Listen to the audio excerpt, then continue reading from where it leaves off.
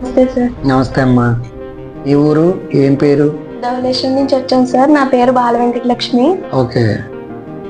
ఏ complaint తో వచ్చావమ్మా ఇక్కడికి? ఒక సైడ్ అంతా హెడ్ ఏక్ సార్. నాకు అసలు లిగ్సే పొజిషన్ కాదండి, మాట్లాడే పొజిషన్ కాదు. ఎవరైనా మాట్లాడితే ఇరిటేషన్, తినలేకపోయేదాన్ని, తాగలేకపోయేదాన్ని, వామిటింగ్స్ అయిపోయి చాలా సివియర్ పొజిషన్ లో ఉండేదాన్ని అండి. అప్పుడు 2 years నుంచి చాలా హాస్పిటల్స్ తిరిగాం సార్. అలా వెళ్ళినప్పుడు ఆ సార్ అయితే వెన్నులోంచి నీరు తీసారండి.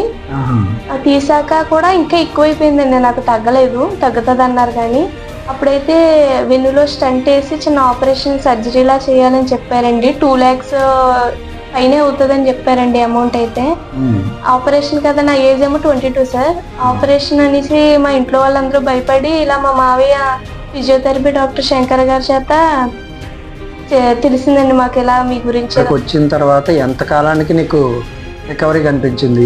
నాకు ఇక్కడికి వచ్చాక అయితే 15 days లో రికవర్, 15 sittings లోనే చాలా వరకు రికవర్ అయిపోయానండి. టాబ్లెట్స్ వాడట్లేదు. 2 daysకి ఎప్పుడో హాఫ్ వేస్తున్నాను అంతే.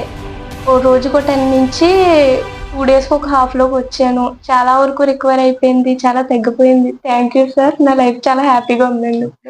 నిద్రపోతున్నావు అమ్మా చక్కగా? ఫుల్ గా నిద్ర పడుతుందండి. అసలు కంప్లైంట్స్ అయితే ఏమీ లేవండి. వామిటింగ్స్ తగ్గిపోయాయి, గ్యాస్ట్రిక్ తగ్గిపోయింది, అన్ని చాలా వరకు కంప్లైంట్స్ అన్ని తగ్గిపోయినాయండి. హెడ్ ఏక్ కూడా తగ్గిందండి.